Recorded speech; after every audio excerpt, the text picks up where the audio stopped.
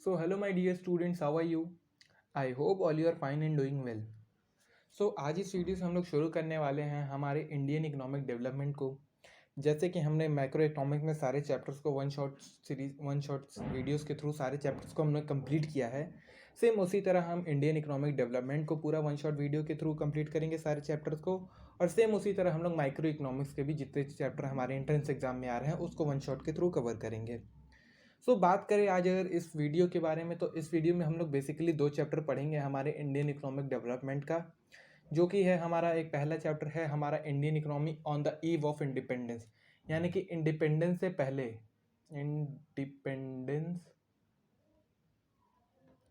Before independence हमारी economy कैसी थी, इकोनॉमी सिचुएशन कैसी थी बिफोर इंडिपेंडेंस। एंड दूसरा चैप्टर जो हम लोग पढ़ेंगे वो है हमारा 1950 से लेके 1991 तक की जो हमारी इकोनॉमिक सिचुएशन थी वो कैसी थी।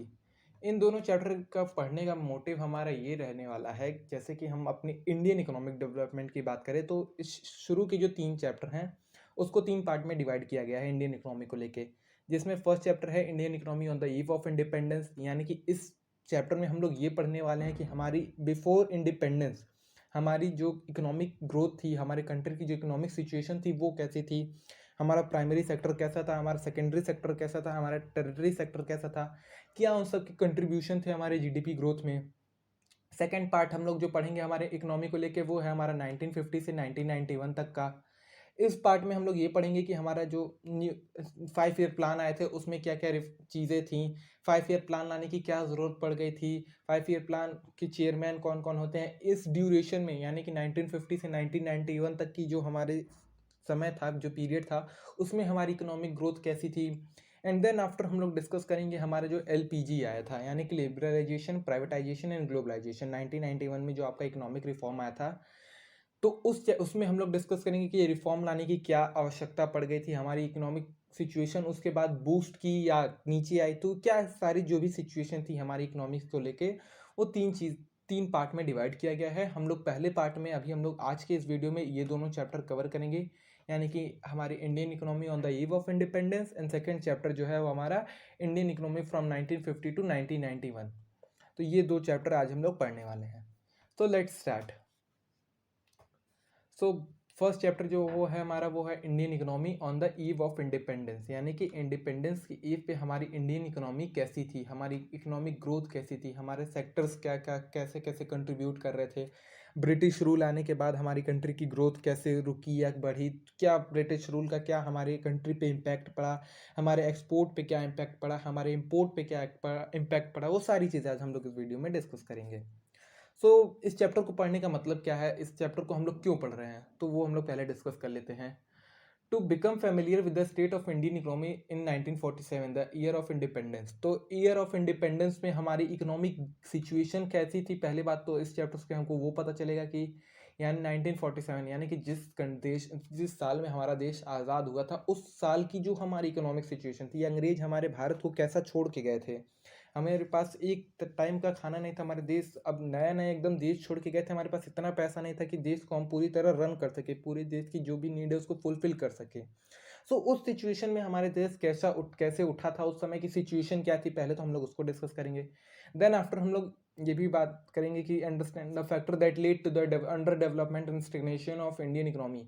तो कौन कौन से फैक्टर से जिसकी वजह से हमारी जो इकोनॉमिक ग्रोथ थी वो पूरी तरह डेवलप नहीं कर पाई और स्लो ग्रोथ हो रही थी, अगर ग्रोथ हो भी रही थी तो वो भी बहुत स्लो ग्रोथ हो रही थी, यानी कि मेजरेबल नहीं हो रही थी, जिसको हम लोग कह सके बूस्ट। हमारे बाद चाइना हमारे बाद आज़ाद हुआ 1950 में, लेकिन उसकी इकोनॉमिक ग्रोथ इतनी ज़्यादा हो गई, तो हमारे कौन कौन से ऐसे फैक्टर्स थे जो हमें वजह से हमारी जो इकोनॉमिक सिचुएशन थी वो उतनी ग्रोथ नहीं कर पाई। यहाँ पे एक वर्ड लिखा है स्टैग्नेशन। स्टैग्नेशन तो इसका बेसिक मीनिंग ये होता है स्लो ग्रोथ और नो ग्रोथ। स्लो ग्रोथ और नो ग्रोथ, या तो आप इसको स्लो ग्रोथ कह सकते हैं, SLOW, स्लो ग्रोथ, और या फिर आप इसको नो ग्रोथ भी कह सकते हैं। आगे हम लोग चैप्टर में आगे बढ़ते हैं। टॉपिक टू बी कवर्ड, आज हम लोग इस चैप्टर में कौन कौन से टॉपिक को कवर करेंगे। Low level of economic development under colonial rule. तो कॉलोनियल रूल में हमारे जो इकोनॉमिक सिचुएशन थी, इकोनॉमिक डेवलपमेंट थी, उसका काफ़ी कम ग्रोथ हो रहा था, लो लेवल ऑफ ग्रोथ हो रहा था। एग्रीकल्चर सेक्टर हमारा कैसा था इकोनॉमिक्स कॉलोनियल रूल में, इंडस्ट्रियल सेक्टर हमारा कैसा था कॉलोनियल रूल में, फॉरेन ट्रेड कैसा था यानी कि एक्सपोर्ट इंपोर्ट हमारा कैसा था कॉलोनियल रूल में, जब भी हमारे ऊपर ब्रिटिश रूल कर रही थी उस समय, तो हमारे कंट्री का एक्सपोर्ट इंपोर्ट कैसा था। एग्रीकल्चर सेक्टर हमारे जो देश के खेती बाड़ी किसान वाले लोग थे उनका कंट्रीब्यूशन क्या था जीडीपी में। इंडस्ट्रियल सेक्टर हमारा कैसा था, फैक्ट्रियाँ लग रही थी नहीं लग रही थी, क्यों नहीं लग रही थी, अगर लग रही थी तो कैसी कैसी फैक्ट्रियाँ लग रही थी, कौन से प्रोडक्ट को बनाने के लिए फैक्ट्रियाँ लग रही थी। फॉरेन ट्रेड हमारा कैसा था, इंपोर्ट हम लोग ज़्यादा कर रहे थे या एक्सपोर्ट ज़्यादा कर रहे थे, एक्सपोर्ट कर रहे थे तो किन किन गुड्स को एक्सपोर्ट कर रहे थे, इंपोर्ट कर रहे थे तो कैसा इंपोर्ट कर रहे थे, हमारा फॉरेन एक्सचेंज कैसा था, हमारा डेमोग्राफिक कंडीशन कैसा था, ऑक्यूपेशनल स्ट्रक्चर कैसा था, लोग किस सेक्टर में ज़्यादा काम करते थे, प्राइमरी सेक्टर में ज़्यादा काम करते थे, सेकेंडरी में ज़्यादा काम करते थे या टेरिटरी में, तो कौन सा सेक्टर ज़्यादा कंट्रीब्यूट करता था जीडीपी में, हमारे कंट्री का इंफ्रास्ट्रक्चर कैसा था। तो ये सारी चीज़ें जो आज हैं वो हम लोग आज इस वीडियो के थ्रू समझेंगे। इस चैप्टर में ये सारी चीज़ें आज हम लोग पढ़ेंगे और भरोसा रखिए ये सारी चीज़ें आप लोग जितना भी मैं बताते जा रहा हूँ उतना अगर आप लाइन बाय लाइन पढ़ते चल रहे हैं तो आपके एंट्रेंस एग्जाम में इससे बाहर कुछ नहीं जाएगा। So, introduction. The primary objective of British colonial rule in India was to turn India as a supplier of raw material and as a consumer of finished good.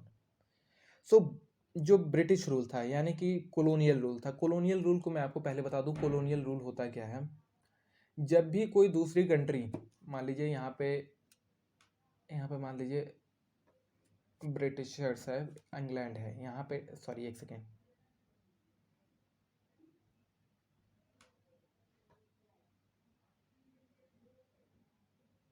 और यहाँ पे इंडिया है, ठीक है। ये ओह वेट अ मिनट, अपने आप भी चलने लग रहा है। हाँ, सो मान लीजिए यहाँ पे इंडिया है और यहाँ पे ब्रिटिश है, ठीक है।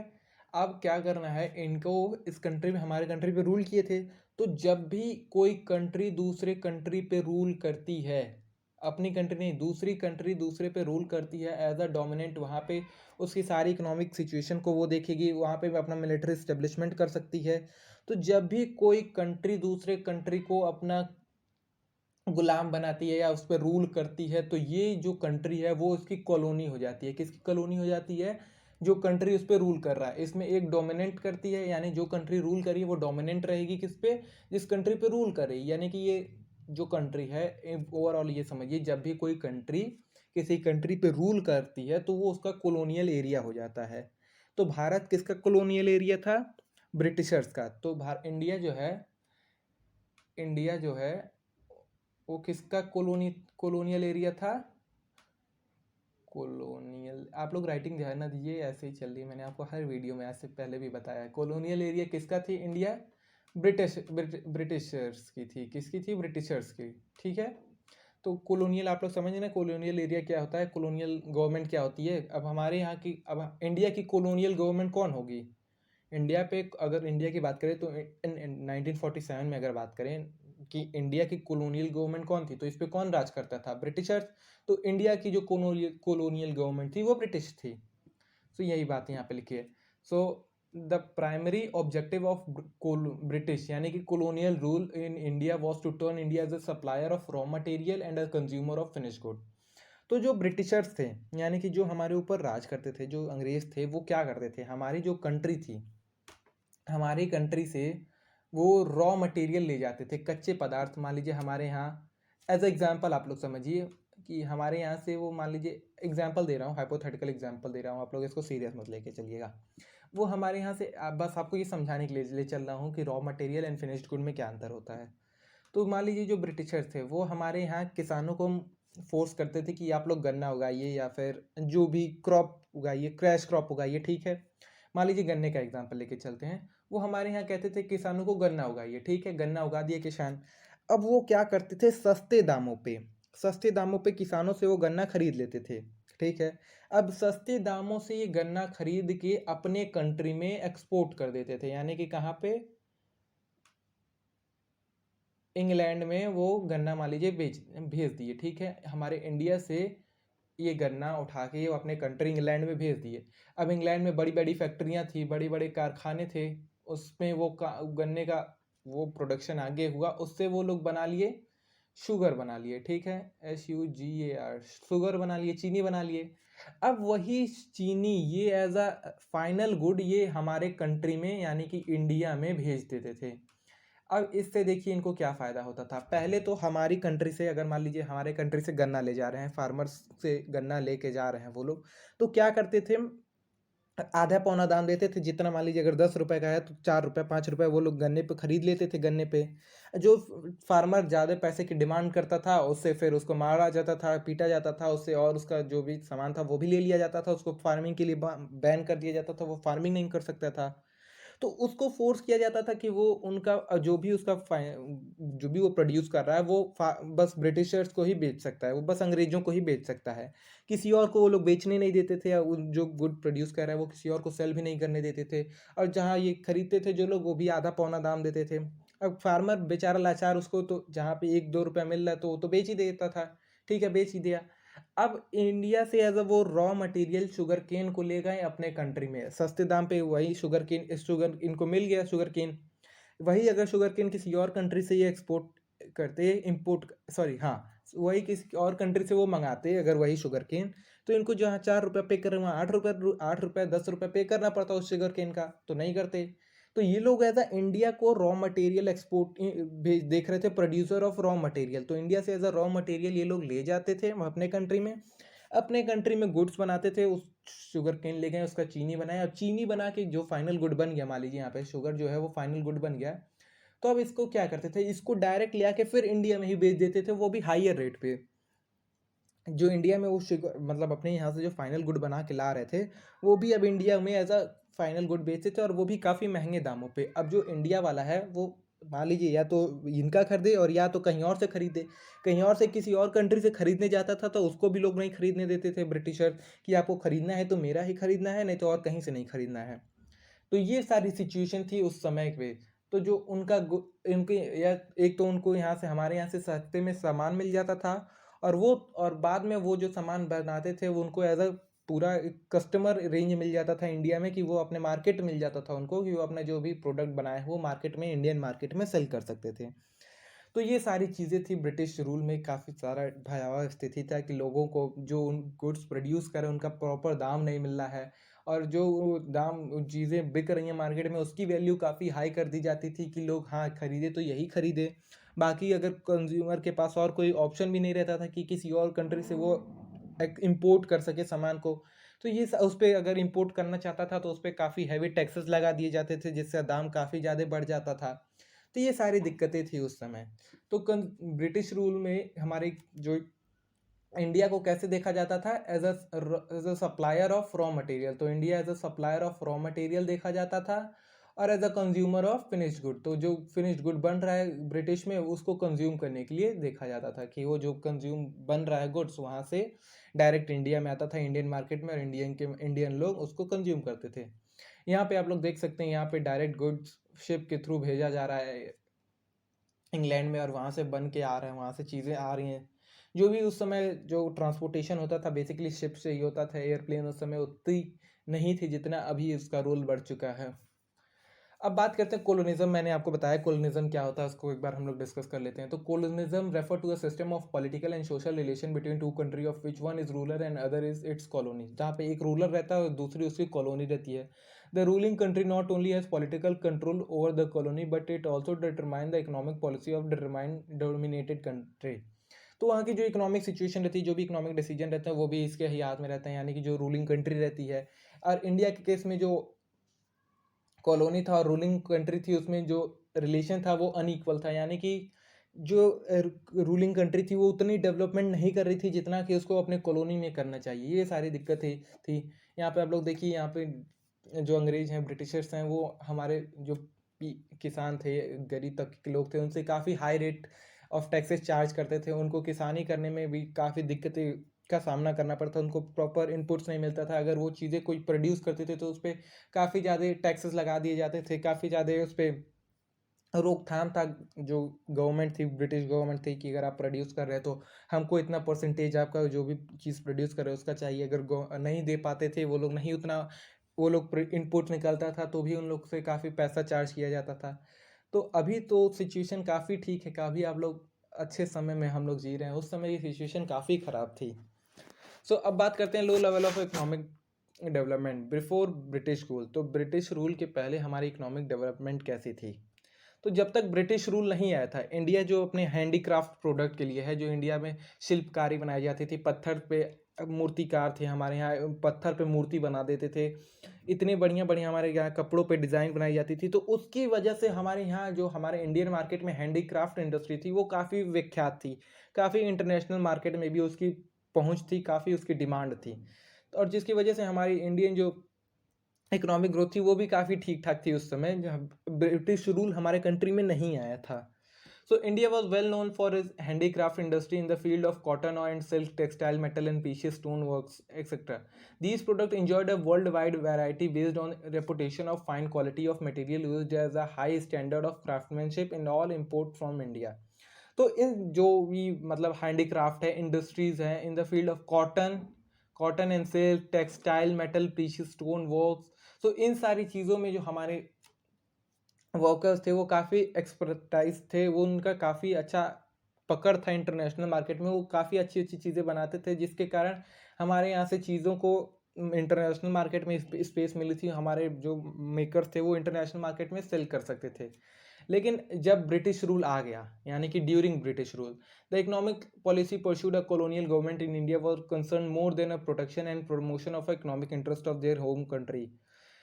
सो मान लीजिए जब ब्रिटिश रूल हमारे कंट्री में आ गया, तो उसके बाद क्या हुआ, जो हमारी चीज़ें हैंडीक्राफ्ट इंडस्ट्री थी, जो भी हमारे मूर्तिकार थे, उनको अब क्या किया गया कि आप लोग अब ये प्रोडक्ट नहीं बना सकते, ये प्रोडक्ट नहीं बनाना है, आपको वही चीज़ करना है जो गवर्नमेंट आपको एडवाइस करेगी। गवर्नमेंट आपको खेती करने के लिए कह रही है तो आप खेती करिए, खेती करने में अगर कैश क्रॉप उगाने के लिए कह रही है तो कैश क्रॉप उगाइए। अब आपको ये कुछ भी अपने हिसाब से नहीं कर सकते, अब आप सारी चीज़ें जो भी करेंगे गवर्नमेंट के हिसाब से करेंगे, जो भी आपको गवर्नमेंट सलाह करेगी आपको वही करना है। अगर आप गवर्नमेंट के खिलाफ गए तो आपके ऊपर उचित कार्रवाई की जाएगी। तो इस सिचुएशन में जो हम लोग हैंडीक्राफ्ट जो हमारे चीज़ें बनाई जाती थी, मूर्तिकार थे, हमारे जो क्राफ्टमैन थे, वो उनका जो धंधा था वो एकदम बंद हो गया। जो इंडस्ट्रीज़ थी जो कपड़ों पे सिलाई बुनाई करती थी, वो इंडस्ट्री एकदम बंद हो गई। अब इंडस्ट्री बंद हो गई तो हमारी इकोनॉमिक ग्रोथ जो कि 2% थी, वो अब नीचे आ गई किस पे, 0.5% पे। अब क्या हुआ है इसके बाद, जो इससे हमारी गवर्नमेंट, जब ब्रिटिश रूल आ गया तो वो क्या देखने लगा कि अब वो वही चीज़ बनवाएंगे जो उनके कंट्री में रिक्वायरमेंट होगा। उनकी कंट्री में रिक्वायरमेंट है रॉ मटेरियल की, तो रॉ मटेरियल हमारे यहाँ से ले जाएंगे।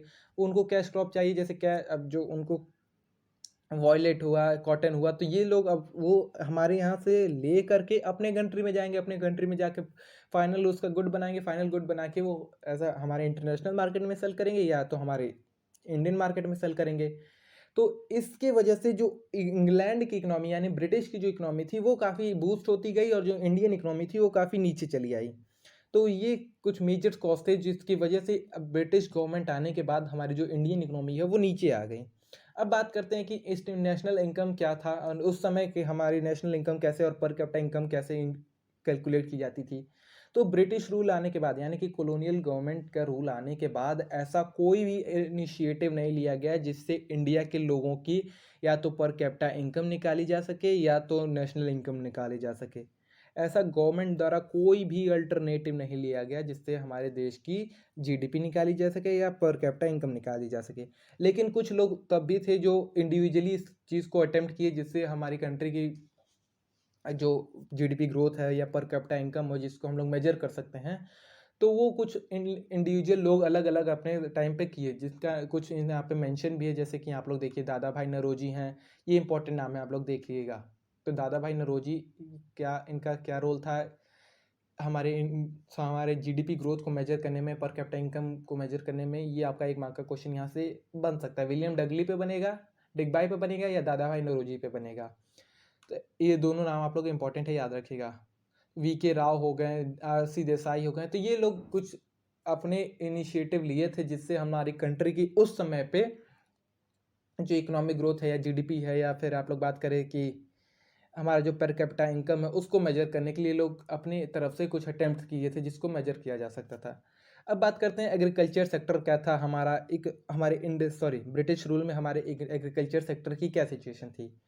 तो ब्रिटिश रूल में हमारा जो भी टोटल पॉपुलेशन था उसकी 85% ऑफ टोटल पॉपुलेशन हमारी किस में इंगेज थी, एग्रीकल्चर सेक्टर में।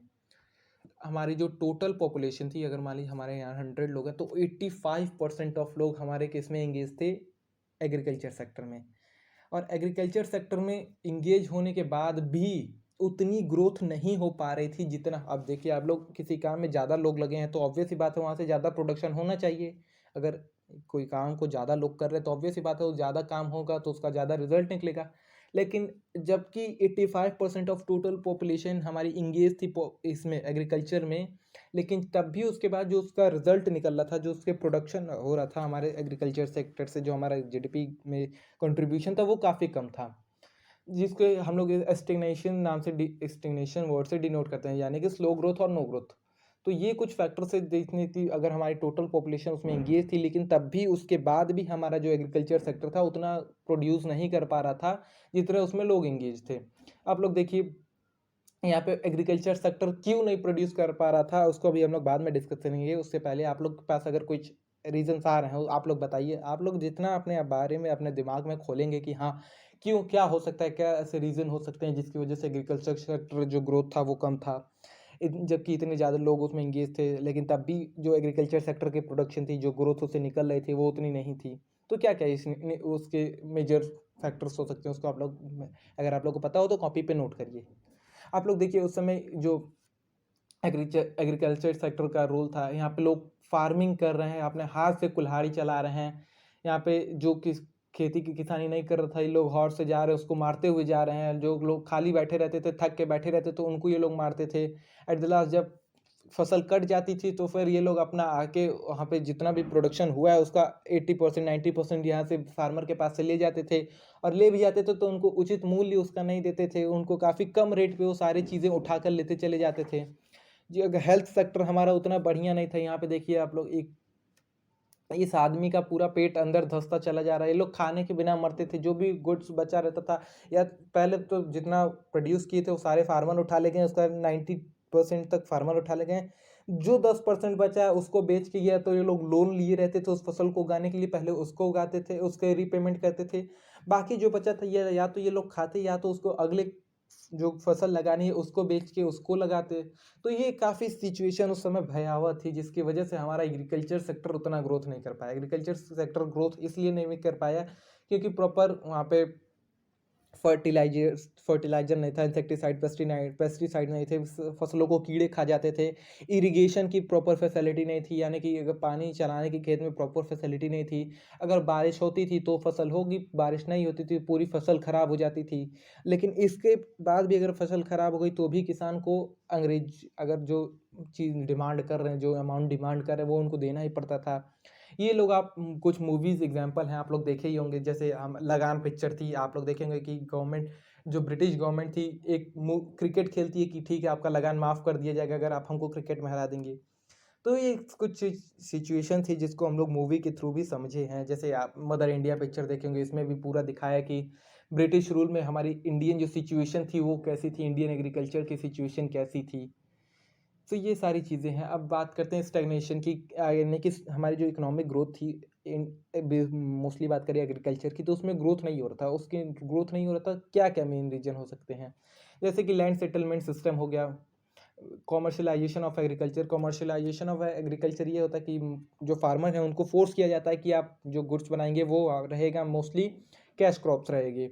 लो लेवल ऑफ टेक्नोलॉजी हो गया, जैसे कि इरिगेशन सिस्टम नहीं था, टेक्नोलॉजी का उतना लोग यूज़ नहीं कर पाते थे कि हाँ ये फसल यूज़ करेंगे, ये फर्टिलाइज़र यूज़ करेंगे तो ऐसा होगा, वो फर्टिलाइज़र यूज़ करेंगे तो ऐसा होगा। इंसेक्टिसाइड, पेस्टिसाइड,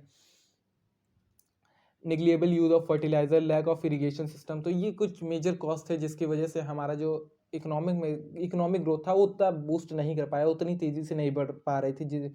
लेकिन जो भी हमारी टोटल पॉपुलेशन थी 85% इसमें इंगेज थी, लेकिन तब भी इसका प्रोडक्शन उतना नहीं बढ़ पाया। क्यों नहीं बढ़ पाया? तो ये कुछ मेजर कॉज हैं। कॉमर्शलाइजेशन ऑफ एग्रीकल्चर, इसमें है कि कॉमर्शलाइजेशन ऑफ एग्रीकल्चर बेसिकली जो फार्मर्स हैं उनको फोर्स किया जाता था कि आप लोग अब जो कॉमर्शियल क्रॉप है यानी कि कैश क्रॉप है उसको उगाएं रदर देन फूड क्रॉप आप लोग न तो उगाइए, आप लोग जो अब क्रॉप उगाएंगे वो आप कैश क्रॉप उगाएंगे। कैश क्रॉप इसलिए वो उगाने के लिए फोर्स करते थे फार्मर्स को, ताकि वो उसको एज अ रॉ मटेरियल अपने कंट्री में एक्सपोर्ट कर सके और वहाँ जो फाइनल गुड बना है वो इम्पोर्ट कर सके इंडिया में, और इंडिया में उनको जो गुड्स बनाए उनका एक फाइनल मार्केट मिल सके जहाँ पे वो अपनी चीज़ों को बेच सकते थे। बात करें इंडस्ट्रियल सेक्टर की, तो इंडस्ट्रियल सेक्टर भी उतना ग्रोथ नहीं कर पाया था हमारे ब्रिटिश रूल में, क्योंकि जो भी अब चीज़ें थी, जो हमारी पॉपुलेशन थी जो इंडस्ट्री में इंगेज थी, उनको अब फोर्स किया गया था ब्रिटिश रूल में कि आप लोग अब फार्मिंग करिए। और जो हमारे यहाँ पहले इंडस्ट्री थी हैंडीक्राफ्ट की थी, चाहे स्टोन्स जो हमारे यहाँ शिल्पकार थे उनका भी बंद कर दिया गया था। तो जिसकी वजह से जो इंडस्ट्री थी वो बंद हो गई थी और हमारे यहाँ इंडस्ट्री का अब उतना रोल नहीं रह गया था। अब इंडस्ट्रियल सेक्टर जो पहले थी वो बंद हो गई थी और नई इंडस्ट्री कोई भी ब्रिटिश रूल में हमारे कंट्री में नहीं खुली थी। तो ये कुछ मेजर कॉज है जिससे हमारा इंडस्ट्रियल सेक्टर भी उतना ग्रोथ नहीं कर पाया। अब फॉरेन ट्रेड की बात करें तो फॉरेन ट्रेड में ये बताया गया बेसिकली कि जो गवर्नमेंट थी यानी कि ब्रिटिश गवर्नमेंट थी, मैंने आपको पहले ही बार बार यही बात बता रहा हूँ कि वो हमारे यहाँ से कैश क्रॉप उगवाते थे, हमारे फार्मर को फोर्स करते थे कि आप लोग कैश क्रॉप उगाइए। वो अपने कंट्री में एक्सपोर्ट करके ले जाते थे। यहाँ से हमारे एक फार्मर को काफ़ी कम पैसे पे वो चीज़ें खरीद के अपने कंट्री में ले जाते थे, और जो वहाँ पे प्रोडक्शन करके वहाँ पे उनके यहाँ इंडस्ट्री बनी थी तो उसको जो बेच करके उसको वहाँ पे प्रोड्यूस करके हमारे यहाँ लाते थे और हायर रेट ऑफ पे वो बेच देते थे हमारे इंडियन मार्केट में, हमारे इंडियन कस्टमर्स को। और जो इंसान है उसको तो अपनी ज़रूरत पूरी करनी है, और कहीं से इंसान वो खरीद भी नहीं पा रहा था। अगर हम लोग चाहते कि इस कंट्री से नहीं, अच्छा चलिए ये इनका गुड नहीं खरीदेंगे, महंगा बेच रहे हैं, किसी और कंट्री से खरीद लेते हैं, तो भी जो ब्रिटिश गवर्नमेंट थी वो ऐसा करने के लिए हमें अलाउ नहीं करती थी। जो भी ऐसा करता था उसके खिलाफ लीगल कार्रवाई की जाती थी। और मान लीजिए दूसरी कंट्री से आप सामान खरीदने के लिए सोच भी रहे हैं तो भी उस कंट्री के सामान पे इतना हाई रेट टैरिफ चार्ज कर दिया जाता था, टैक्सेस लगा दिए जाते थे, जिससे इंसान चाह कर भी उनका गुड्स नहीं खरीद सकता था। सो कुछ ये बेसिक चीज़ है। जैसे आप लोग देखिए हमारे यहाँ से शिप से लेके जाया जाता था सामान को, मोस्टली तो हमारा यहाँ से ही होता था, पर्शिया से होता था, श्रीलंका से होता था, और यहाँ से होता था श्रीलंका, सॉरी, ब्रिटिश से। तो ये सारी चीज़ें हैं जहाँ से हम लोग का एक्सपोर्ट होता था। वहाँ पे जो भी एक्सपोर्ट इंपोर्ट होता था मोस्टली शिप्स के ही थ्रू होता था, और शिप्स में छोटे छोटे पोर्ट्स बनाए जाते थे। हमारे कंट्री में छोटे छोटे पोर्ट बनाए जाते हैं जहाँ पे जो ब्रिटिश गवर्नमेंट है ईजिली सामान को पहुँचा सकती थी पोर्ट से। और पोर्ट हमारे देखिए इकोनॉमी में जो भी चीज़ें हैं, हमारे इंडियन इकोनॉमी में जो भी ब्रिटिश गवर्नमेंट बनाई है, 3-4 चीज़ें बढ़िया बनाई है, और उसका भी वो अपने ही फ़ायदे के लिए उसने बनाया। जैसे कि मान लीजिए हमारे कंट्री में कई सारे पोर्ट हैं जो कि ब्रिटिश गवर्नमेंट बनाई है। जैसे कलकत्ता में आप लोग देख लीजिए, चेन्नई में देख लीजिए, मुंबई में देख लीजिए। तो ये सारे पोर्ट हैं जो ब्रिटिश गवर्नमेंट बनाई है। बनाई भी इसलिए है ताकि क्योंकि वो अपने यहाँ पे गुड्स को एक्सपोर्ट कर सके। हमारे यहाँ से जो रॉ मटेरियल जा रहा था वो शिप्स पोर्ट इसलिए बनाए थे ताकि वो यहाँ से ईजिली ले जा सकती हैं वहाँ तक अपने कंट्री में। हमारी रेलवे बनाई ब्रिटिश गवर्नमेंट, तो उसका भी ये मोटिव था कि जो मान लीजिए अब किसी गांव इलाके में कोई चीज़ प्रोड्यूस की जा रही है, उसको पोर्ट तक ले जाने में इजीली ट्रांसपोर्टेशन हो, उसके लिए उन्होंने वो बनाया पोर्ट, रेलवे बनाई, जिससे रेलवे के यूज़ से जल्दी सामान को पोर्ट तक पहुंचाया जा सकता है। रोड कनेक्टिविटी कुछ की, तो रोड कनेक्टिविटी भी उसने अपने यूज़ के लिए की कि ताकि जो रॉ मटेरियल बन रहे हैं या फिर उनका जो ट्रांसपोर्ट, उनकी जो मूवमेंट है, ब्रिटिश गवर्नमेंट की जो मूवमेंट है वो ईजिली हो सके, उसमें कोई दिक्कत ना आए, कोई बैरियर ना आए। तो ये कुछ मेजर कॉज थे जिसकी वजह से जो भी अगर कुछ पॉजिटिव काम भी किया है उन्होंने तो भी वो अपने फ़ायदे के लिए ही किया है। आप लोग यहाँ पे एक स्वेज कैनाल का क्वेश्चन आता है, देख लीजिए, इंपॉर्टेंट रहता है कि स्वेज कैनाल कब खोला था। स्वेज कैनाल खोला था 1869 में। कौन खोला था? इसको इजिप्ट की गवर्नमेंट बनाई थी। कब बना, कहाँ पे बना है? रेड सी और मेडिटेरियन सी के बीच में बना है स्वेज कैनाल। स्वेज कैनाल को आप लोग को मैं समझाता हूँ क्या है स्वेज कैनाल। जैसे एक सेकेंड स्क्रीन पे चलता हूँ। तो मान लीजिए यहाँ पे एक कंट्री है, ठीक है, और यहाँ पे एक और कंट्री, एक सेकेंड यहाँ पे आपको बताता हूँ।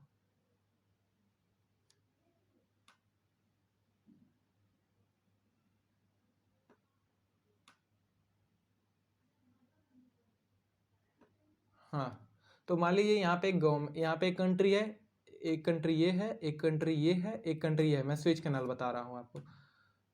स्वेज केनाल, ठीक है। तो मान लीजिए यहाँ पे इंडिया है और ये है ब्रिटिश, ठीक है। तो यहाँ से पहले शिप्स को, एक सेकेंड आपको इससे बताता हूँ, एक सेकेंड, ये अपने आप चल रहा है यहाँ पे, एक सेकेंड।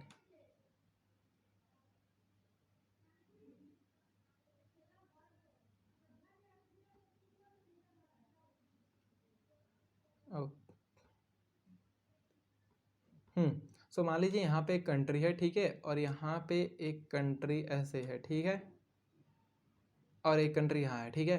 तो पहले जब गुड्स को एक्सपोर्ट किया जाता था इंडिया से किसी और कंट्री में, किसी और कंट्री में गुड्स को ले जाया जाता था, तो या तो मूवमेंट ऐसे होता था, ठीक है, और या तो ऐसे होता था, ऐसे। ये मान लीजिए यहाँ पे कंट्री पूरी ऐसी, या तो गुड्स को ऐसे ले जा करके यहाँ पे ऐसे ले जाए, और या तो ऐसे ले जाएं। लेकिन स्विच कैनाल, मैं आपको बेसिक एक एग्जांपल दे रहा हूँ, लेकिन जब स्विच कैनाल खुल गया यहाँ पे गवर्नमेंट के, तो यहाँ पे एक सी रूट बनाया गया जिससे शिप का इजीली इस पार से उस पार जा सकती है, इस पार से इस पार अगर डायरेक्टली इजी जा सकती है, जिससे अब ट्रांसपोर्टेशन कोस्ट काफ़ी कम हो गया। ट्रांसपोर्टेशन कोस्ट कम हो गया तो अब चीज़ों का इजीली मूवमेंट होने लगा। ड्यूरेशन, इस समय जो डिस्टेंस लगता था आपको वो काफ़ी कम हो गया।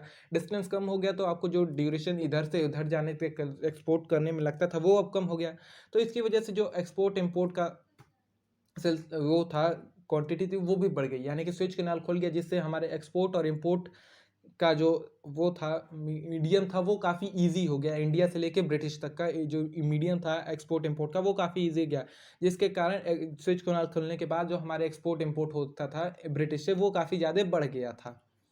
अब इंडियन वेल्थ का ड्रेन कैसे हुआ, जैसे कि अब हम लोग जब फाइनल गुड बन के आ रहा है किसी कंट्री से, हम लोग उसी को कंज्यूम करेंगे। अब फाइनल गुड वहाँ से कंज्यूम करेंगे तो हम उसको उस डोमेस्टिक करेंसी में खरीदेंगे। तो इसकी वजह से भी हमारा जो डोमेस्टिक इंडियन वेल्थ थी वो काफ़ी कम हो गई। हमारे सारे जो वेल्थ थी वो इम्पोर्ट गुड्स को इम्पोर्ट करने में ख़त्म हो गई थी। अब जो गुड्स को इम्पोर्ट करने में हमारी ख़त्म हुई थी, जो भी और वैल्यू जो भी पैसा मिल रहा था, या फिर हमारे कंट्री में भी जो भी पैसा मिल रहा था किसी चीज़ को, या फिर वो चाहे जो हमारी इंडस्ट्री से ग्रो कर रहे थे, जो भी हमारे यहाँ से पैसा कमा रहे थी ब्रिटिश गवर्नमेंट, वो पैसा खर्च कहाँ कर रही थी? वो पैसा हमारे यहाँ डेवलपमेंट में नहीं खर्च कर रही थी। वो डेवलपमेंट वो कहाँ खर्च कर रही थी? वो पैसा खर्च कर रही थी या तो कहीं से लोन ली थी वहाँ पे खर्च कर रही थी, या तो किसी वॉर में खर्च कर रही थी। ब्रिटेन अगर कहीं और वॉर कर रही है तो उसमें पैसा खर्च करती थी। लेकिन कोई भी पैसा जो कि हमारे कंट्री से कमाया गया था वो हमारे कंट्री की ग्रोथ के लिए नहीं यूज़ होता था। वो सारा पैसा यूज़ होता था ब्रिटेन गवर्नमेंट में, ब्रिटेन का डेवलपमेंट करने के लिए, ब्रिटेन की चीज़ों को इम्प्रूव करने के लिए। अब बात करते हैं डेमोग्राफिक प्रोफाइल कैसी थी। तो डेमोग्राफिक प्रोफाइल हमारी काफ़ी उस समय भी बेकार थी। हमारा हेल्थ इंफ्रास्ट्रक्चर काफ़ी ठीक नहीं था। लाइफ एक्सपेक्टेंसी रेट हमारी जो थी 32 ईयर थी, यानी कि एक आदमी की जो औसतन उम्र है ज़िंदा रहने की वो का बस 32 वर्ष थी। जो हमारा इनफैक्ट मोर्टेलिटी रेट था वो भी काफ़ी हाई था। हमारी अगर बात करें अब पॉपुलेशन की, एक ईयर आता है ईयर ऑफ ग्रेट डिवाइड, कहाँ गए, एक सेकंड आपको बताता हूँ। ईयर ऑफ ग्रेट डिवाइड 1921, ये आप लोग साल याद रखिएगा, ईयर ऑफ ग्रेट डिवाइड। ये डेमोग्राफिक प्रोफाइल का यही मेन क्वेश्चन आता है कि ईयर ऑफ ग्रेट डिवाइड क्या है।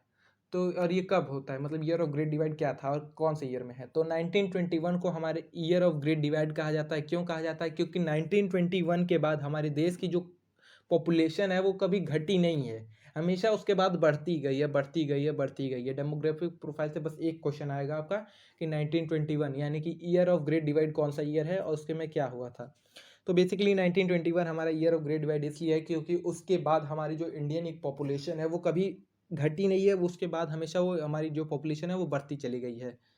जैसे कि ईयर ऑफ ग्रेट डिवाइड मैंने आपको बताया ना, यहाँ पे देखिए, यहाँ पे लिखा भी है year of great divide 1921। It is because after 1921 population grew continuously and rapidly. तो इसके बाद हमारी पॉपुलेशन कभी घटी नहीं है, वो रैपिडली बढ़ती चली गई है। Demographic condition under were as follow. तो ओवरऑल लिटरेसी लेवल हमारा 16% था, फीमेल लिटरेसी 7% थी, overall mortality rate high, infant mortality rate हमारा 218 था, यानी कि 218, अगर 1000 बच्चे पैदा हो रहे हैं तो 218 बच्चे अपनी 1 साल की आयु को पूरा किए बिना ही मर जा रहे हैं। लाइफ एक्सपेक्टेंसी 32 ईयर था, अभी जो प्रेजेंट में है वो 68 ईयर है। अब हमारे यहाँ पे हेल्थ फैसिलिटी काफ़ी बढ़िया हो गई जिससे हमारी लाइफ एक्सपेक्टेंसी रेट है वो काफ़ी बढ़ गई। जो पॉवर्टी है वो काफ़ी ज़्यादा थी उस समय। पब्लिक हेल्थ फैसिलिटी थी वो उतनी बढ़िया नहीं थी उस समय। जो वाटर फैसिलिटी है, जो ड्रिंकिंग वाटर फैसिलिटी है, वो प्रॉपर पानी लोगों को नहीं मिलता था पीने के लिए। ऑक्यूपेशनल स्ट्रक्चर, अगर प्राइमरी सेक्टर की बात की जाए तो 85% इसमें लोग इंगेज थे उस समय, सेकेंडरी सेक्टर में 7-8% इंगेज थे और टर्टियरी सेक्टर में 3-4% लोग इंगेज थे। लेकिन प्रोडक्शन उस समय तो खैर प्राइमरी सेक्टर प्रोड्यूस कर रहा था, चीज़ों को अच्छे से प्रोड्यूस कर रहा था। जैसे कि यहाँ पे देखिए 70-75% इसमें एग्रीकल्चर में, 70-75% लोग मात्र एग्रीकल्चर में हैं, 10% लोग सर्विस मैन्युफैक्चरिंग में हैं, 15 से 20% लोग टेरिटरी सेक्टर में, सर्विस सेक्टर में। तो ये कुछ हमारे ये कुछ हमारे ऑक्यूपेशनल स्ट्रक्चर का डाटा था। आप लोग, ये उतना इंपॉर्टेंट नहीं है, आप लोग बस देख लीजिए। एंड थर्ड में आता है इंफ्रास्ट्रक्चर। इंफ्रास्ट्रक्चर भी हमारा उतना बढ़िया नहीं था ब्रिटिश गवर्नमेंट के रूल में, यानी कि ब्रिटिश गवर्नमेंट हमारे यहाँ इंफ्रास्ट्रक्चर में भी उतना कुछ कंट्रीब्यूशन अच्छा नहीं की थी जितना उसको करना चाहिए था। कुछ मेजर कंट्रीब्यूशन है, जैसे रोड बना दी, रेलवे बना दी, कुछ पोर्ट्स बनाई थी, हमारे यहाँ लॉ एंड ऑर्डर के लिए भी कुछ बढ़िया फैसिलिटी की थी, और वो भी सारी कामें इसलिए की थी ताकि वो लोग इसका यूटिलाइजेशन कर सकें। जैसे यहाँ पे फार्मर खींच रहा है टांगा खींच रहा है, इसके लिए नहीं बनाया गया था, रोड बनाया गया था उनके लिए, ताकि उनका जो मूवमेंट है एक सिटी से दूसरी सिटी वो ईजिली हो सके, ये इनका मूवमेंट ईजिली हो सके, इसके लिए इन्होंने रोड बनाया था। टेलीफोन का यहाँ पे हमारे कंट्री में इस्टेब्लिश किया था। इंडियन में रेल बनाई थी, रेल भी इन लोगों ने इसलिए बनाई थी ताकि जो ये चीज़ों को एक्सपोर्ट करते हैं वो डायरेक्ट और ईजिली, ज़्यादा ईजी वे से हमारे एक सिटी से एक जो पोर्ट बनाया गया है, बंदरगाह बनाया गया है, वहाँ तक ईजिली मूवमेंट हो सके। इफेक्ट ऑफ रेलवे बात करें तो रेलवे हमारे कंट्री में कब आई थी, एक मार्क का क्वेश्चन यहाँ से बनेगा, आप लोग देख लीजिए। इफेक्ट रेलवे हमारे कंट्री में कब आई थी, 1850 में। फर्स्ट रेल कब चली थी, 2 साल बाद 1852 में हमारे यहाँ पे फर्स्ट रेल चली थी। मुंबई से थाने के बीच में चली थी, टोटल जो उसका डिस्टेंस था 32 किलोमीटर था। तो ये कुछ क्वेश्चन आप लोग के रेलवे से बन सकते हैं। एंड बात करें अगर आगे रेलवे की, आप लोग सिचुएशन देख लीजिए उस समय की रेलवे की सिचुएशन कैसी थी। लोग ऊपर बैठ बैठ के जा रहे हैं, लोगों को जगह नहीं मिलती थी मोस्टली। अगर ब्रिटिश रूल है, अगर किसी ट्रेन में कोई ब्रिटिश बैठा है तो अगर कोई इंडियन जा रहा था तो उसको फोर्स किया जाता था कि आप नीचे बैठिए ट्रेन में। पूरा किराया पैसा खर्च करने के बाद भी इंडियंस को नीचे बैठाया जाता था। तो ये उस समय की सिचुएशन थी। अब तो समय काफ़ी बदल गया है, अब तो कोई भी पुअर आदमी रहे तो भी वो ट्रेन में नीचे नहीं बैठेगा। अब बात करें पॉजिटिव इम्पैक्ट और नेगेटिव इम्पैक्ट की हमारे ब्रिटिश रूल में, तो दे इंट्रोड्यूस रेलवे सिस्टम ने उन्होंने इंट्रोड्यूस किया, ये पॉजिटिव इम्पैक्ट में आ जाएगा। मॉडर्न सिस्टम ऑफ कम्युनिकेशन को उन्होंने डेवलप किया हमारे कंट्री में, ये भी एक पॉजिटिव इम्पैक्ट है उनका। तो मॉडर्न बैंकिंग सिस्टम भी उन्होंने लाया, रिजर्व बैंक ऑफ इंडिया उन्होंने लाया 1935 में। मनी एंड बैंकिंग का क्वेश्चन यहाँ से भी आपका बन जाएगा। मनी एंड बैंकिंग चैप्टर में मैंने आपको बताया था इंटर आरबीआई कब आया था, 1935 में आया था। मॉडर्न बैंकिंग सिस्टम लाया उन्होंने।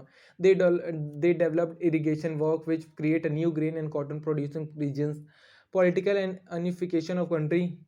तो कुछ मेजर्स कॉज भी हैं, कुछ कोई भी अगर आता है तो उसका सबका कोई कुछ पॉजिटिव इम्पैक्ट रहता है, कुछ नेगेटिव इम्पैक्ट रहता है।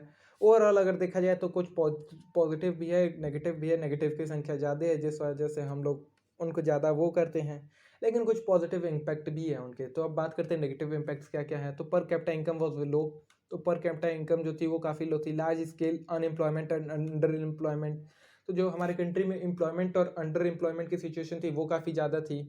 जो industrial sector was caring for modernization, diversification, capacity building and public investment. These are no capital in goods industry. तो हमारे यहाँ इंडस्ट्री नहीं लगाई थी उन्होंने, ये भी एक मेजर कॉज है। हमारे यहाँ पे इंडस्ट्रियल ग्रो नहीं हो पाया जैसे कि चाइना में हो रहा है। तो ये भी कुछ मेजर कॉज थे, उनके फेलियर्स थे, उनके नेगेटिव इम्पैक्ट थे हमारे कंट्री में। मास इलिटरेसी, हमारे यहाँ पे पढ़े लिखे लोग कम थे। क्यों कम थे? क्योंकि उन्होंने स्कूल नहीं बनाया, उतना उन्होंने फोकस नहीं किया इंडियन लोगों की एजुकेशन के ऊपर। जिसकी अगर मान लीजिए उन्होंने अगर स्कूल बनाया तो उनको इन्वेस्टमेंट करना पड़ता, उनको खर्च करना पड़ता, और अगर खर्च करना पड़ता तो वो जो हमारे कंट्री में पैसा खर्च कर रहे हैं वो अपने कंट्री में नहीं ले जा पाते तो उनकी कंट्री की ग्रोथ नहीं हो पाती। तो ये कुछ मेजर कॉज थे उनके पॉजिटिव इम्पैक्ट नेगेटिव इम्पैक्ट में। The agriculture sector was saddled with the surplus labour and extremely low productivity. तो यानी कि अगर एग्रीकल्चर सेक्टर में भी हमारे लोग काफ़ी इंगेज थे, लेकिन जो प्रोडक्शन वहाँ से निकल रहा था वो काफ़ी कम था। सो ये चैप्टर यहीं पे आपका ख़त्म होता है। इस चैप्टर को मैंने वन शॉट में ख़त्म कर दिया। अगर आपको इस चैप्टर को ब्रीफली पढ़ना है तो आप प्लेलिस्ट में जाकर देख सकते हैं, इंडियन इकोनॉमिक डेवलपमेंट के Indian economy on the eve of independence में। वहाँ मैंने आपको इस चैप्टर को पूरा ब्रीफली समझाया है, वहाँ पे आप देख सकते हैं। सो अभी हम लोग चैप्टर दूसरा शुरू करने वाले हैं, जो कि हमारा है Indian economy from 1950 to 1991। Thank you. So students, अभी तक हम लोगों ने हमारे पहले चैप्टर को पढ़ लिया जो कि था हमारा Indian economy on the eve of independence. अब हम लोग शुरू करते हैं हमारे दूसरे चैप्टर को, यानी कि Indian economy from 1950 to 1991। Basically इस वीडियो में हम लोग डिस्कस करेंगे हमारा जो इकोनॉमिक सिचुएशन था वो हमारा 1950 से लेकर के 1991 तक का जो हमारा सफ़र था, हमारे इंडियन इकोनॉमिक का जो सफ़र था वो कैसा था। इस फेज़ में हमारी इकोनॉमिक ग्रोथ की थी या कम नीचे आई थी, अगर ग्रोथ की थी तो कैसे ग्रोथ की थी, अगर कम आई थी तो क्यों कम आई थी, 5 ईयर प्लान क्या था। तो ये सारी चीज़ें आज हम लोग इस वीडियो में डिस्कस करने वाले हैं। पीसी महालनोबिस क्या थे, इनका क्या रोल था हमारे 5 ईयर प्लान में, ये सारी चीज़ें आज हम लोग डिस्कस करने वाले हैं। So let's start. सो बात करें अगर इकोनॉमिक प्लानिंग की, तो इकोनॉमिक प्लानिंग क्या होता है। So economic planning means utilisation of country resource in a different development activity in all over the country. So एक तरह से जैसे आप लोग कहीं भी जाते हैं तो कुछ प्लान बनाकर चलते हैं कि हाँ ठीक है, हमें आगे 1 महीने में ये करना है, 1 महीने में वो करना है, 1 साल में हम अपने यहाँ को यहाँ देखना, अपने आप को वहाँ देखना चाहते हैं, 1 साल में अपने अपने आप को इस कॉलेज में देखना चाहते हैं, इतना परसेंटेज अगले साल मेरा आएगा। ठीक है, आपका कुछ प्लान रहता है, उसके अकॉर्डिंग अब आप वर्क करना शुरू करते हैं। सबका प्लान रहता है, सब अपने प्लान के अकॉर्डिंग वर्क करना शुरू करते हैं। सो वही प्लान जब कोई कंट्री अपने लिए सेट करती है कि ठीक है 5 साल में हमें ये काम करना है, ये काम करना है, ये काम करना है, ऐसे ऐसे काम करना है, तो उसी को हम लोग प्लानिंग कहते हैं। और जब इंडिया में वही चीज़ प्लानिंग की गई तो वो 5 ईयर के बेस पे की गई, यानी कि 5 साल के अंदर अंदर हमें ये चीज़ें करनी है। इंडियन गवर्नमेंट अपना रोल सेट करती थी, प्लान सेट करती थी, टारगेट सेट करते थे कि हमें 5 साल तक ये करना है, ये चीज़ें अचीव करनी है। वो उसके अकॉर्डिंग एक्ट करती थी।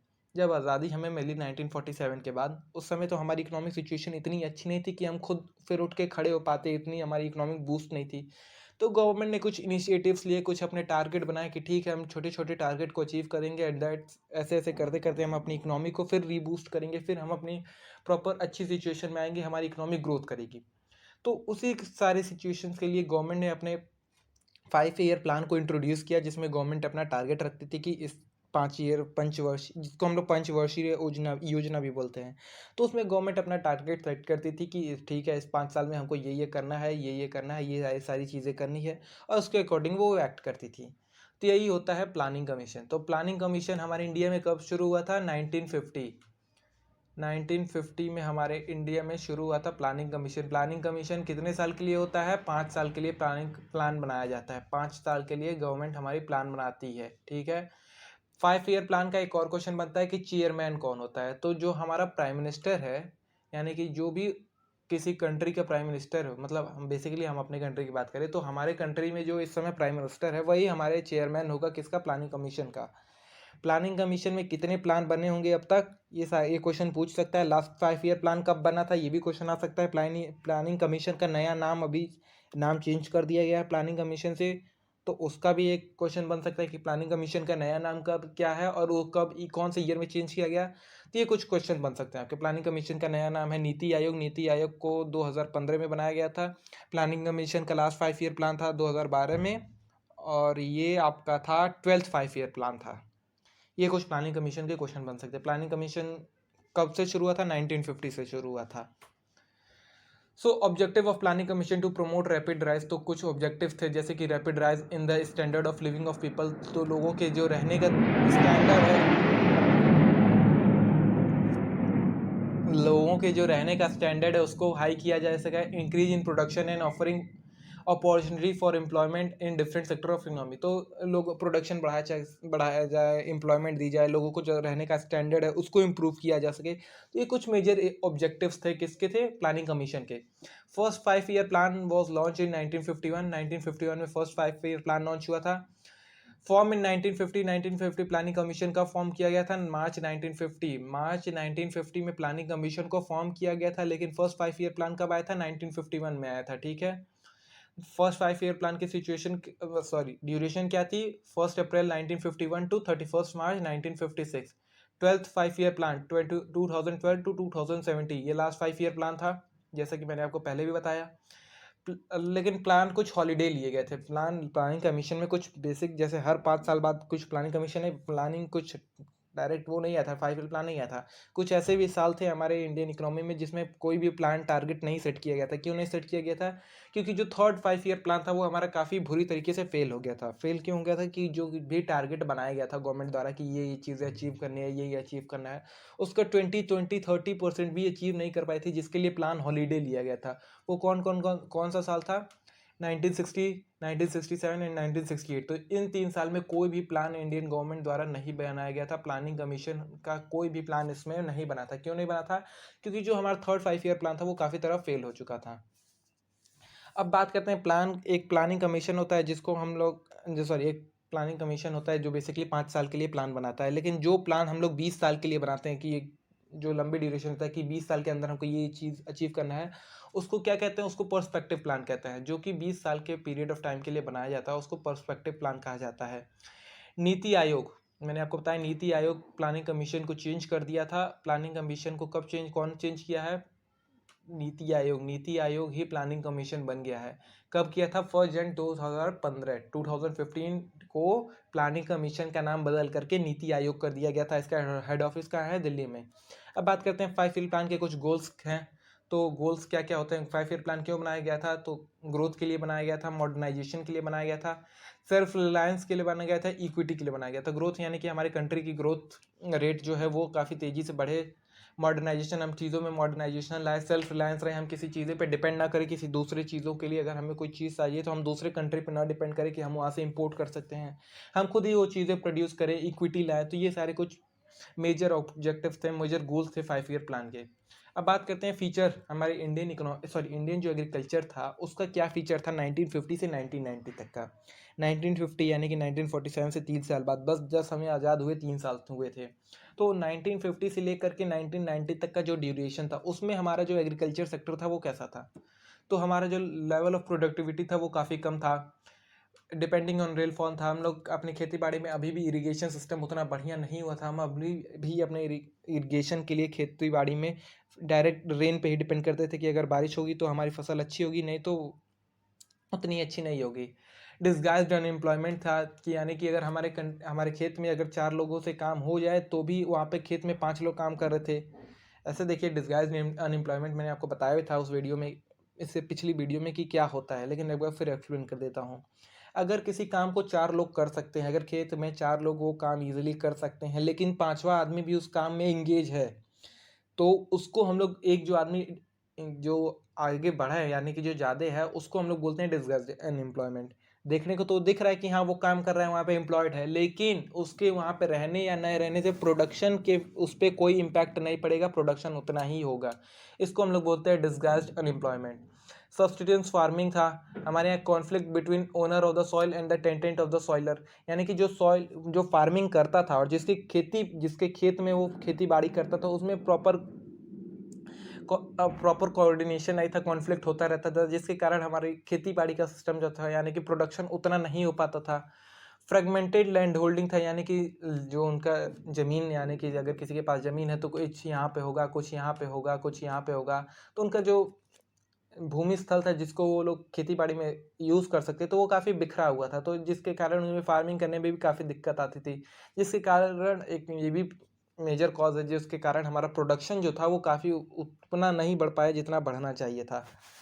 अब बात करते हैं कि इसको सुधारने के लिए गवर्नमेंट ने कुछ इनिशिएटिव्स लिए थे, कुछ ग्रोथ प्रोसेस लिए थे, कुछ अपने तरफ से प्रयास किए थे। वो क्या क्या थे? जैसे कि पहला था लैंड रिफॉर्म था, तो इसमें कुछ पॉइंट्स आते हैं। एब्लिगेशन ऑफ इंटरमीडिएट्स, तो इंटरमीडिएट्स का जो रोल था उसको हटा दिया गया। Regulation of rent, land ceiling, land consolidation of land holding, तो यानी कि कंसोलिडेशन ऑफ होल्डिंग या था कि चकबंदी जो हम लोग कहते हैं वही है।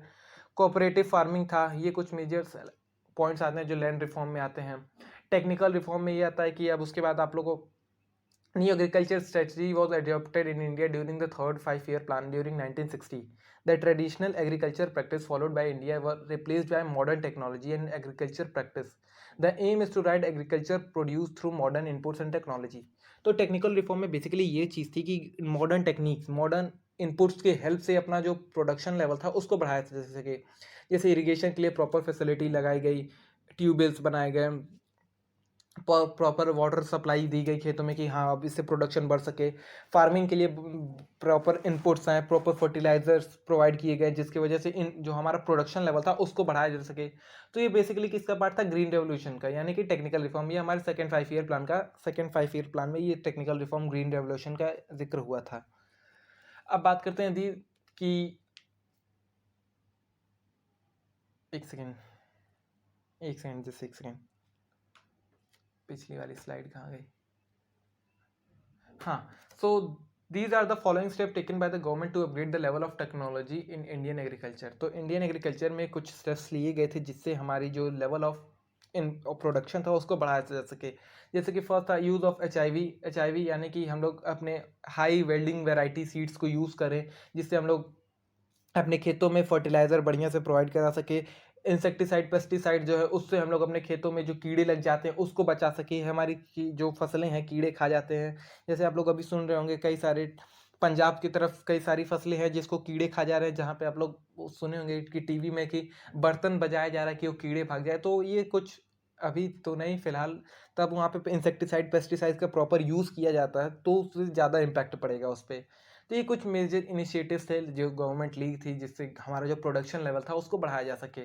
केमिकल फर्टिलाइज़र को यूज़ किया जा सकता था, यूज़ किया जाता था ज़्यादा से ज़्यादा, जिससे हमारा जो प्रोडक्शन लेवल है उसको बढ़ाया जा सके।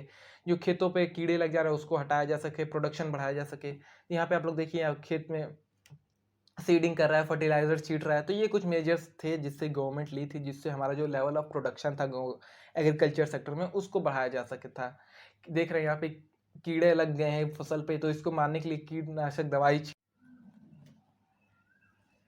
तो यहाँ पे एक आता है term scientific farm management practice. तो इसमें गवर्नमेंट जो है वो किसानों को फोर्स की कि आप अगर जो जो कन्वेंशनल आपका फार्मिंग मेथड है उससे आप लोग बढ़िए साइंटिफिक मेथड पे जाइए। आप लोग proper facility, proper chemicals, proper जो आपको चीज़ें प्रोवाइड की जाएंगी, preparation of soil, use of fertiliser, कौन सा फर्टिलाइज़र यूज़ करना है, कब क्रॉप को चेंज करना है, कैसे क्रॉप को चेंज करना है। तो प्रॉपर जब आप मैनेजमेंट के थ्रू करते हैं तो उसको हम लोग साइंटिफिक फार्म मैनेजमेंट प्रैक्टिस कहते हैं। गवर्नमेंट सारी फैसिलिटी प्रोवाइड की किसानों को ये प्रॉपर स्कूलिंग चलाए गए कि आप लोग को कैसे फार्मिंग करनी है, कब क्रॉप रोटेशन करना है, कब कल्टीवेशन करना है लैंड का। तो ये सारी चीज़ें गवर्नमेंट द्वारा प्रोवाइड की गई थी। काफ़ी गवर्नमेंट फोर्स कर रही थी किसानों को कि प्रोडक्शन लेवल बढ़ाया जा सके। सारे गवर्नमेंट अपने तरफ से सारे इनिशिएटिव्स ले रही थी, सारे जो भी हेल्पफुल इनिशिएटिव थे ले रही थी जिससे प्रोडक्शन लेवल को बढ़ाया जा सके।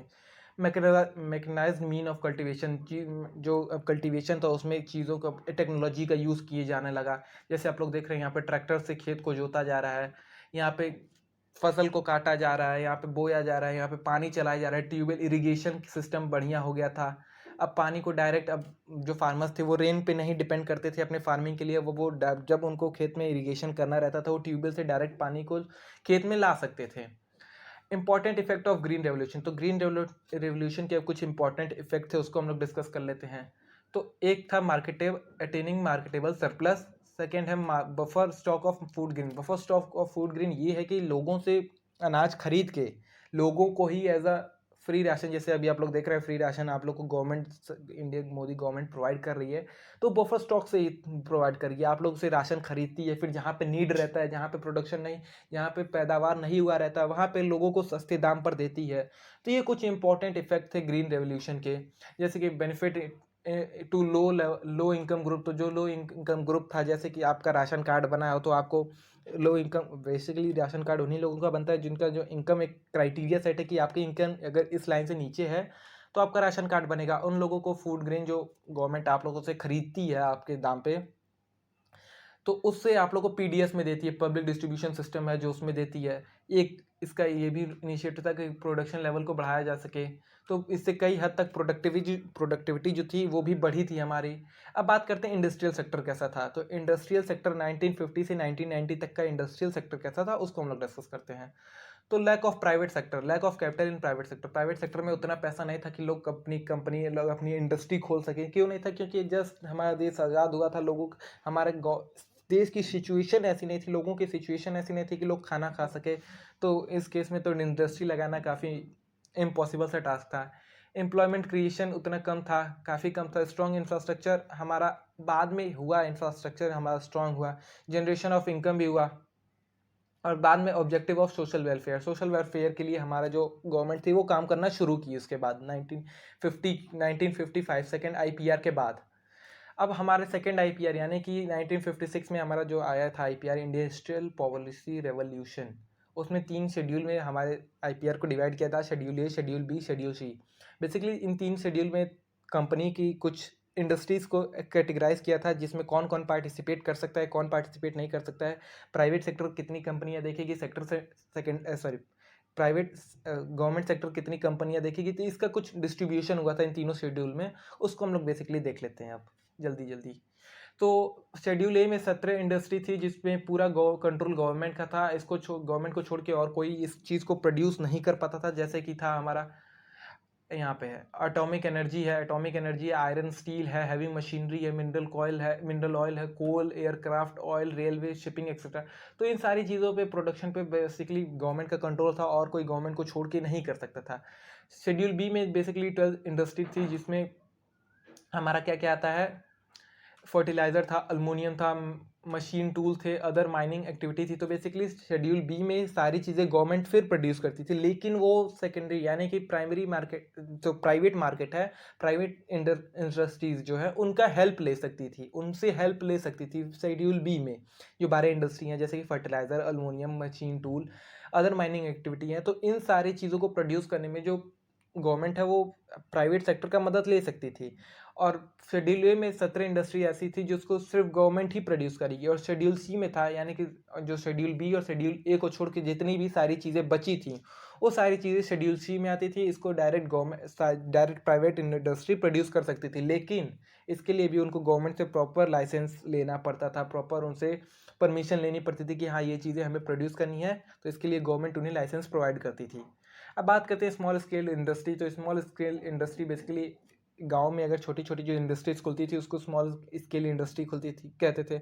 उसकी टोटल कैपिटल 1950 में 5 लाख होनी चाहिए थी, तो उसको स्मॉल स्केल इंडस्ट्री कहा जाता था। अब जाके अब जो उसमें अगर लागत है यानी कि कैपिटल स्मॉल स्केल इंडस्ट्री की वो है 10 करोड़।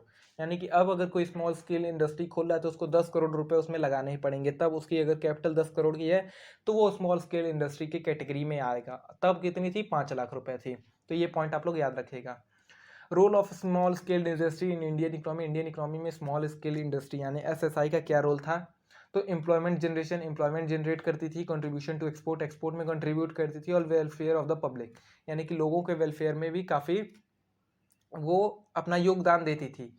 अब पीसी महालनोबिस जो थे वो हमारे आर्किटेक्ट माने जाते थे, किसके, प्लानिंग कमीशन के।